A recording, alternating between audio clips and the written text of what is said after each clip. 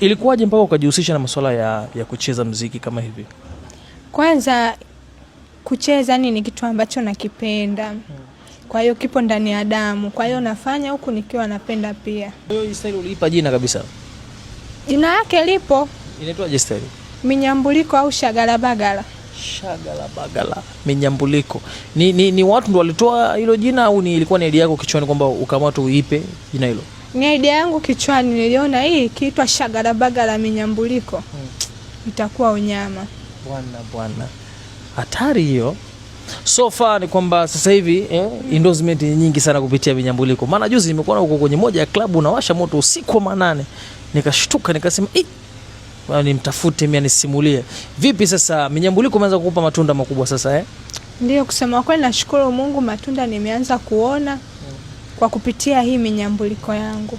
Wako ambao unahusisha labda muonekano wako labda pengine kuna shida, labda pengine labda una matatizo fulani hivi ndio maana unaamua kucheza hivyo na nini. Hebu weka bayana hili kwa wanaofikiria hii kwamba bana utakuta anacheza hivi labda pengine ana shida kwenye kiuno na nini.